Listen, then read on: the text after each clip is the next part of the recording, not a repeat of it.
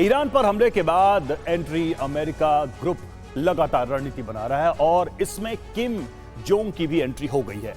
किम ने गाजा में नरसंहार के लिए अमेरिका को जिम्मेदार ठहराया है और दुनिया से गाजा पर आवाज उठाने की अपील की है। किम जोंग ने इस्लामिक देशों से भी गाजा के मुद्दे पर अमेरिका के खिलाफ आवाज उठाने की गुजारिश की है।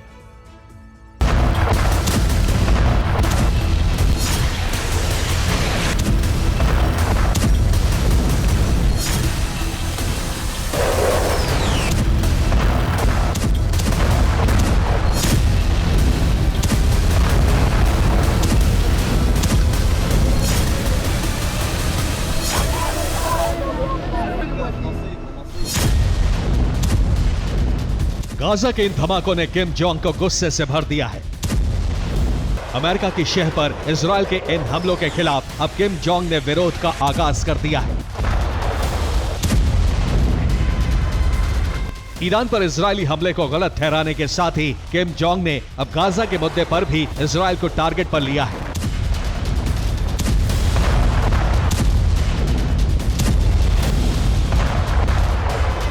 उत्तर कोरिया की तरफ से कहा गया है कि गाजा में नरसंहार को 1 साल से अधिक समय हो गया। इजरायल का रवैया अंतर्राष्ट्रीय समुदाय में नाराजगी पैदा कर रहा है। ये सब इसलिए हो रहा है क्योंकि दुनिया भगवान से भी अधिक अमेरिका से डर रही है।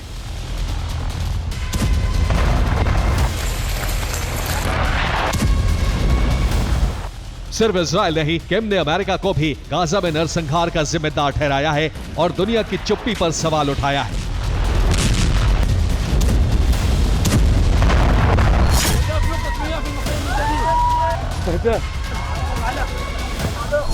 किम जोंग ने अमेरिका के डर का हवाला देकर पूरी दुनिया को गाजा के पक्ष में आने के लिए उकसाया है।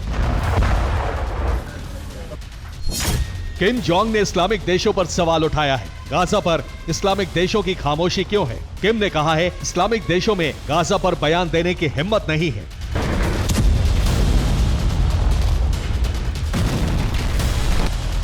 किम जोंग ने गाजा पर इस्लामिक देशों को भी एक करने की कोशिश की है।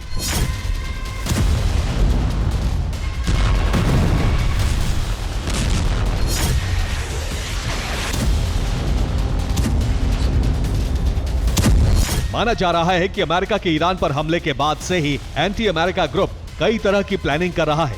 चीन और रूस ईरान को मदद का भरोसा दे चुके हैं, तो वहीं किम जोंग ने भी गाजा के मुद्दे पर इजरायल और अमेरिका को धमकी दे दी है।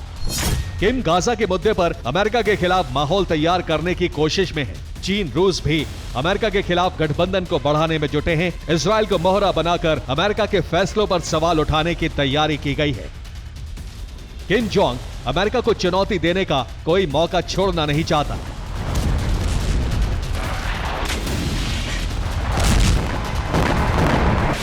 सीरिया, लेबनान, गाजा और फिर ईरान पर हमले की वजह से मिडिल ईस्ट में चीन और रूस की पकड़ बेहद कमजोर हुई है। माना जा रहा है कि चीन और रूस के इशारे पर ही किम ने गाजा के मुद्दे को उठाया है।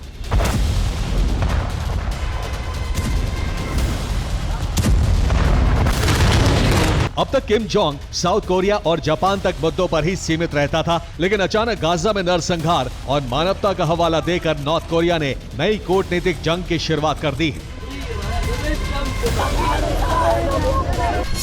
माना जा रहा है कि इजरायल के बहाने अमेरिका को टारगेट किया जाएगा। ट्रंप को भी नरसंहार और हिंसा का जिम्मेदार ठहराया जाएगा। ट्रंप की छवि दुनिया में कत्लेआम कराने वाले नेता की बनाई जाएगी।